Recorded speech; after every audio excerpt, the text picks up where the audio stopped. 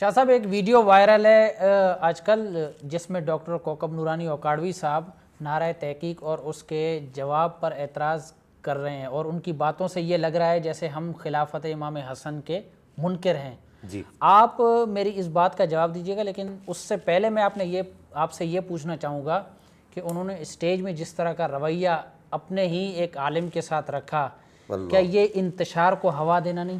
بسم اللہ الرحمن الرحیم۔ شیخ صاحب دیکھیے، میں آپ کے سوال کی طرف آنے سے پہلے جو آپ نے جس بات کی طرف نشاندہی کی ہے کہ کیا یہ انتشار نہیں ہے، اہل سنت ہی کا اسٹیج ہے اور اہل سنت ہی کے نام پر محفل کی جا رہی ہے، جی، اور اہل سنت ہی کے عقیدے کو وہ مفتی شوکت سیالوی صاحب بیان کر رہے ہیں۔ جی، اب اس صورتحال میں ڈاکٹر کوکب نورانی صاحب کا ایک عوامی جلسے کے اندر ایک عالم دین سے، وہ بھی جو سنی عالم کہلاتے ہیں، ان سے اختلاف کرنا اور یہ رویہ اختیار کرنا یہ بالکل درست نہیں ہے، کہ بالکل بھی یہ وہ رویہ نہیں ہے کہ جس سے امن کی اور اخوت کی اور بھائی چارے کی فضا قائم ہوتی ہے۔ صحیح۔ اس سے انتشار، افتراق اور اضطراب ہی کی کیفیات پیدا ہوتی ہیں۔ جی، اس سے کوئی لوگوں کے اندر کوئی اچھا تاثر نہیں جاتا۔ اصل میں ڈاکٹر صاحب کا مسئلہ یہ ہے کہ ڈاکٹر صاحب جو ہے وہ ایک خطیب ہے، اور خطیب تحقیق کی گرد و غبار سے بھی دور ہوتا ہے، صحیح، تو وہ اس طرح کی حرکتیں یہ کرتے رہتے ہیں کہ یہ کوئی نئی بات نہیں ہے۔ جی، ابھی کچھ عرصہ پہلے بھی انہوں نے جو ہے وہ ہری پور کے اندر خطاب کرتے ہوئے اسی بات کو لیا، اور اس بات پر جو ہے ایک آدمی نے، عوام میں سے ایک آدمی نے ان پر اعتراض کی، اور پھر وہاں پر بھی سیخ پا ہو گئے۔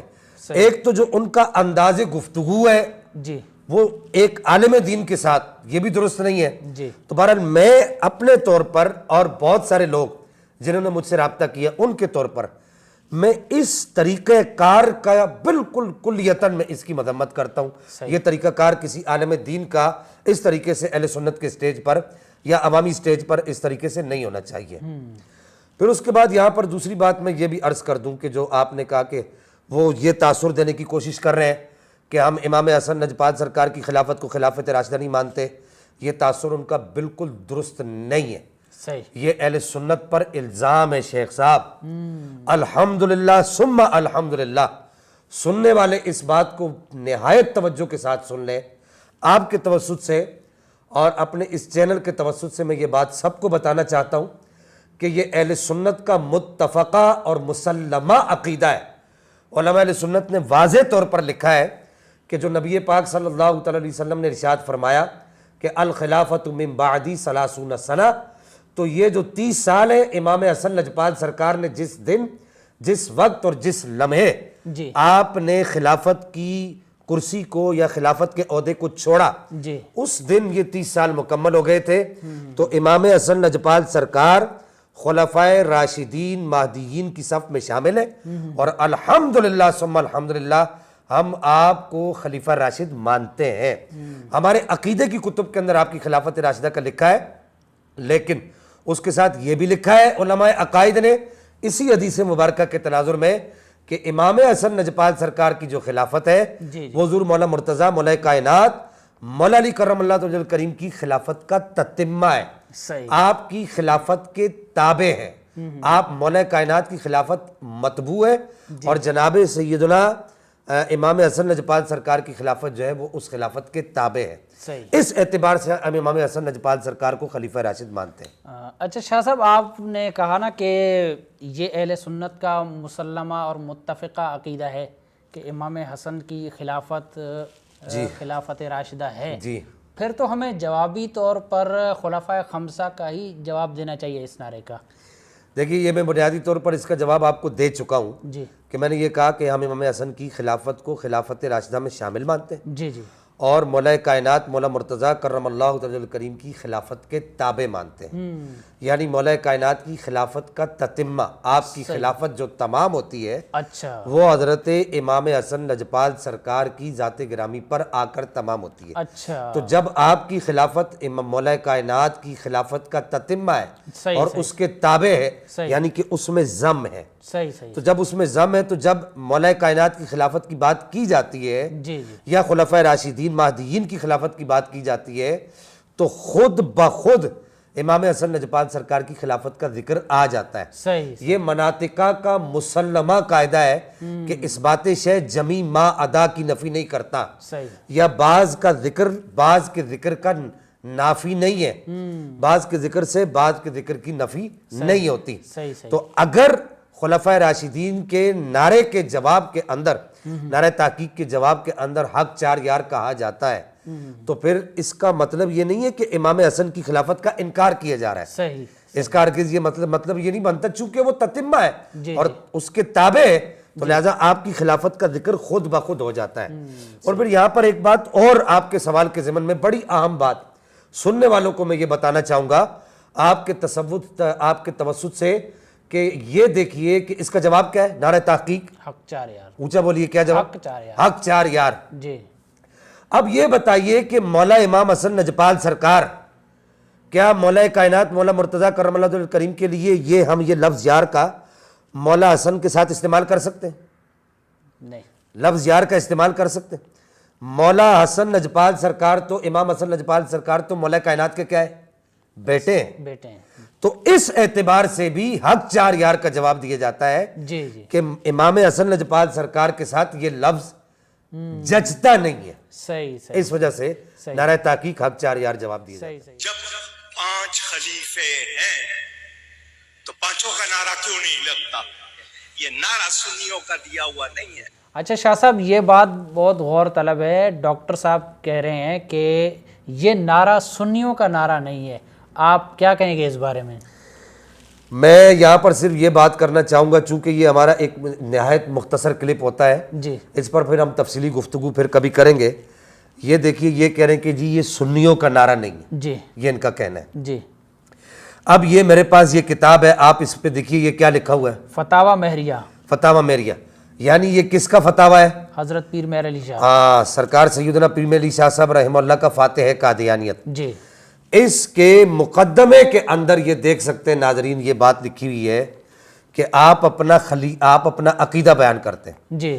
آپ کہتے ہیں کہ الحمدللہ الذی ہدانا وما کننا لنہتدی لولا ان ہدانا اللہ, اشہد ان لا الہ الا اللہ وحدہ لا شریک لہ, موصوف بما نص علیہ فی القرآن المجید بحسب ما اراد وان محمدا عبدہ ورسولہ وان ما جاء بہ النبی صلی اللہ علیہ وسلم حق.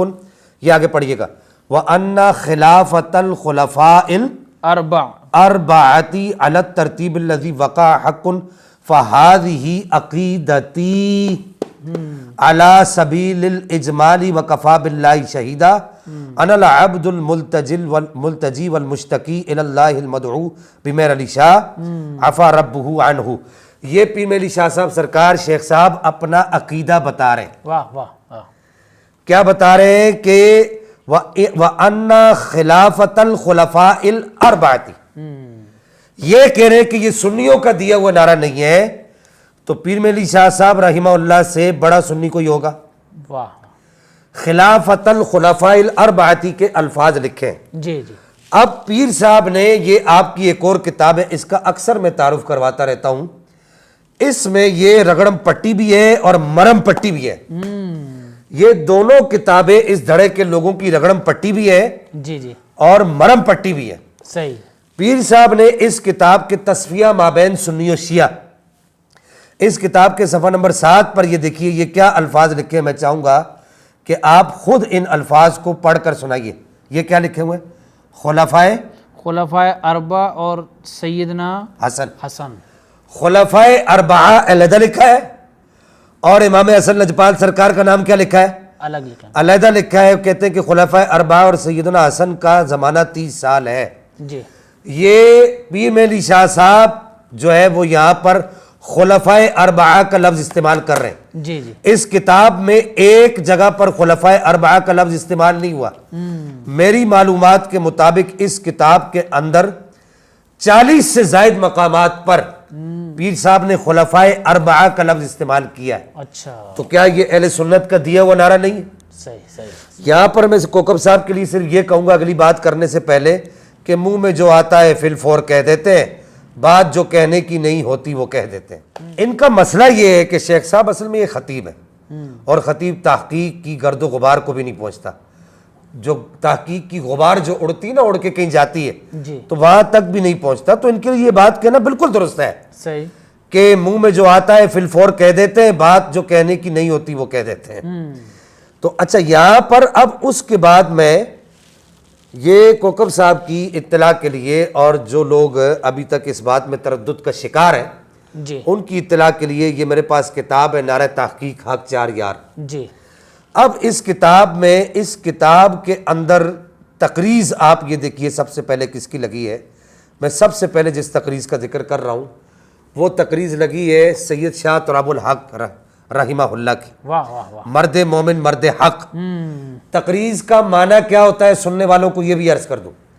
تقریض کا معنی یہ ہوتا ہے کہ کتاب کے اندر جو مندرجات ہوتے ہیں جی ان مندرجات سے صاحب تقریض اپنی رائے کا ان مندرجات پر اظہار کرتا ہے. صحیح صحیح. اظہار خیال جس کو کہتے ہیں وہ کرتا ہے. جی جی گویا کہ وہ کتاب کے مندرجات سے صاحب تقریض وہ اتفاق اور اس کی تصدیق کر رہا ہوتا ہے. اب یہ مرد مومن مرد حق پیر طریقت رابر شریعت مفکر اسلام حضرت سید علامہ شاہ تراب الحق قادری صاحب رحمہ اللہ کی تقریض اس کتاب کے اوپر لگی ہوئی ہے. واہ. پھر اس کے بعد پیر سید عرفان شاہ مشہدی صاحب کی تقریض اس کتاب کے اوپر لگی ہوئی ہے. اور پھر شیخ صاحب اس کے اوپر امیر المجاہدین واہ واہ واہ. شیخ الحدیث و تفسیر حضرت علامہ مولانا استاذ العلماء الکثیرہ استاد حافظ خادم حسین رضوی صاحب رحمہ اللہ کی تقریض بھی لگی ہوئی ہے. اور یہ اتنی ایمان افروز تقریض ہے، میں پڑھتا نہیں ہوں، میں اپنے ایڈیٹر سے یہ گزارش کروں گا کہ اس پوری تقریض کو لگائیں اور اس تقریض کو پڑھنے والے پڑھیں کہ اس کے اندر آپ نے کتنے زبردست الفاظ لکھے ہیں. جی کہ آپ نے یہاں پر کہا ہے کہ بعض مقامات پر ان کے قلم نے خنجر کا روپ دھارا ہے. واہ واہ. اس پر کسی کو سیخ پا ہونے کی ضرورت نہیں، بلکہ اصول یہ ہے کہ اگر آئینے میں اپنی شکل غلط نظر آئے تو آئینہ توڑنے کی بجائے اپنے خد الخال درست کرنے کی کوشش کرنی چاہیے. صحیح صحیح. تو اگر آپ کو سخت الفاظ سے، میرے سخت الفاظ سے، یہ محقق اہل سنت عمدۃ المحققین مولانا مفتی فدا حسین رضوی صاحب کی جو کتاب ہے اس کو پڑھ لیجئے گا. صحیح صحیح. ان کے سخت الفاظ سے اگر آپ کو آئینے میں اپنی شکل غلط نظر آتی ہے تو اپنے خد و خال درست کریں، جی آئینہ نہ توڑیں، صحیح. اہل سنت میں انتشار اور افتراق پیدا نہ کریں. اور پھر آپ یہ دیکھیے کہ ملک العلماء استاذ العلماء الکثیرہ ملک المدرسین مسند تدریس کا بادشاہ مولانا عطا محمد بندیالی صاحب رحمہ اللہ کیا ارشاد فرماتے ہیں؟ آپ کہتے ہیں کہ نعرہ تحقیق حق چار یار اہل سنت کی علامت ہے اور اس سے منع کرنے والے کا باطن رافضی ہے اور تقیہ کے طور پر بظاہر اہل سنت کہلاتا ہے. اگر نعرہ تحقیق حق چار یار کی مخالفت کرنے والوں کی منطق تسلیم کر لی جائے تو محمد الرسول اللہ سے لازم آئے گا کہ محمد صلی اللہ علیہ وسلم کے سوا کوئی رسول اللہ نہیں، تو اس سے آدمی دار اسلام سے خارج ہو جاتا ہے. ان سب خرابیوں کا سبب جہالت ہے.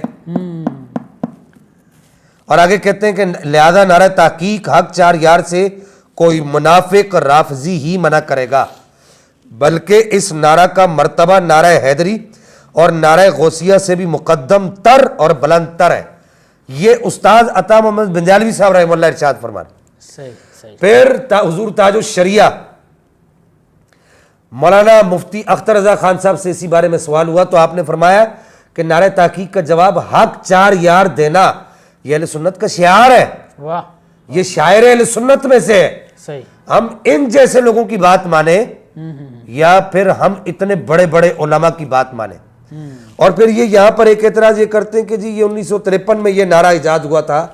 میں چاہتا ہوں کہ یہ بات اگرچہ ہماری طویل ہو رہی ہے لیکن میں اس بات کو بھی ساتھ میں گفتگو اس پر بھی کرنا چاہتا ہوں. کہتے ہیں کہ جی یہ نعرہ 1953 میں ایجاد ہوا تھا، اس سے پہلے اس نعرے کا کوئی بھی ثبوت نہیں ہے. تو میں یہاں پر یہ کہنا چاہوں گا ساتھ ساتھ یہ آپ دیکھیں گے کہ ہمارے کیمرے پر ہماری اسکرین پر یہ ساری کی ساری کتابوں کے نام چل رہے ہیں اور میں ان کا سن اشاعت یہاں پر پڑھنا چاہوں گا. استاد مولانا غلام دستگیر قصوری صاحب، ان کے نام سے کون واقف نہیں ہے؟ مقدمہ باولپور ان کی مشہور ترین مقدمہ باولپور ان کا مشہور ترین مناظرہ ہے. 1945 میں انہوں نے کتاب لکھی مناقب خلفائے راشدین کے نام سے، مولانا غلام دستگیر قصوری صاحب نے. پھر اس کے بعد مناقب خلفائے راشدین کے نام سے کتاب لکھی اور اس میں 4 یاروں کے فضائل بیان کیے. اسی طرح مولانا غلام دستگیر قصوری صاحب انہوں نے جو ان کا جو مناظرہ ہے وہ تو بڑا مشہور ہے جو خلیل احمد امبیٹوی کے ساتھ ہوا. انہوں نے پھر ایک اور کتاب لکھی ہدیۃ الشیعتین در منقبت 4 یار مع حسنین، یہ 1295 ہجری کی کتاب ہے. اور اس کے علاوہ اکابرین اہل سنت میں سے سید میر محمد اسد اللہ شاہ بن اعلیٰ حضرت قبلہ مولانا مولوی سید میر احمد قادری صاحب نے کتاب لکھی فضائل 4 یار کے نام سے. یہ 1937 میں یہ کتاب لکھی گئی ہے. یہ آپ دیکھ سکتے ہیں، ناظرین دیکھ سکتے ہیں کہ یہاں پر یہ ہماری اسکرین پر ان کتابوں کے تراشے اور ان کتابوں کے سارے ورک چل رہے ہیں. پھر اس کے بعد یہاں پر ایک بات بڑی عام میں یہ کرنا چاہوں گا کہ بعض لوگ کہتے ہیں کہ جی یہ عدد میں حصر ہو جاتا ہے، صحیح، معصور ہو جاتے ہیں، حق معصور ہو گیا ان چاروں حضرات کے درمیان. تو اگر آپ نے کافیہ پڑھی ہے، ڈاکٹر صاحب کو تو میں نہیں کہہ رہا، میں علماء کو کہہ رہا ہوں، کیونکہ میری معلومات کے مطابق جو ہے ڈاکٹر صاحب کا معاملہ ایسا نہیں ہے. تو اگر آپ نے کافیہ پڑھی ہے تو کافیہ کی جو عبارت ہے وَقَدْ يُحْذَفُ الْفِعْلُ لِقِيَامِ قَرِينَةٍ وُجُوبًا فِي 4 مواضع، کہ کبھی کبھی فعل کو قرینے کے قیام کی وجہ سے کیا کیا جاتا ہے، حذف کر دیا جاتا ہے 4 مقامات پر. اب اس کی شرح میں ملا عبد الرحمن جامی صاحب یہاں پر بڑی زبردست بات لکھتے ہیں کہ تخصیص ہوا، یہ الفوائد الزیائیہ جو آپ کی مشہور کتاب ہے شرح ملا جامی کے نام سے، اس میں لکھتے ہیں تخصیص ہوا بذکر لیس للحصر بل لکثرت مباحثہ. اسی طریقے سے شرح ملا جامی کے اوپر جو شرح ملا عبد الغفور ہے اس کے اندر یہ بات لکھی کہ ذکر الجمہور ان ذکر العدد لا یقتضی الحصر، کہ عدد کا جو ذکر کرنا ہوتا ہے وہ حصر کا فائدہ نہیں دیتا، عدد حصر کا فائدہ نہیں دیتا. اور پھر اسی طریقے سے شرح ملا جامی کی جو معتبر ترین شرح ہے علامہ آفندی والی، انہوں نے بھی اس بات کو لکھا ہے کہ لِأَنَّهُ لَيْسَ مِنْ أَلْفَاظِ الْحَصْرِ عَلَى مَا بُيِّنَ فِي مَوْضِعِهِ، اور کہا کہ لیس للحصر، کہ کہا کہ عدد جو ہوتا ہے وہ حصر کے لیے نہیں ہوتا. اور پھر اسی طریقے سے ملا عبد الرحمن جامی کے حاشیہ پر یہی بات آگے چل کے وہ لکھتے ہیں کہ لِأَنَّ الْعَدَدَ لَا يُفِيدُ الْحَصْرَ. اور پھر اس کے ساتھ ساتھ آپ اگر آگے آ جائیں تو امام قسطلانی جو شارح بخاری ہے وہ کہتے ہیں ذکر خمسا وَإِنْ كَانَتِ الْغَيْبُ لَا يَتَنَاهِي لِأَنَّ الْعَدَدَ لَا يَنْفِي الزِّيَادَةَ. عدد جو ہوتا ہے وہ زیادت کی نفی نہیں کرتا، یعنی عدد حصر نہیں کرتا. یہ مسلمہ قاعدہ ہے علماء نحو کا بھی اور اس کے علاوہ علماء حدیث کا بھی.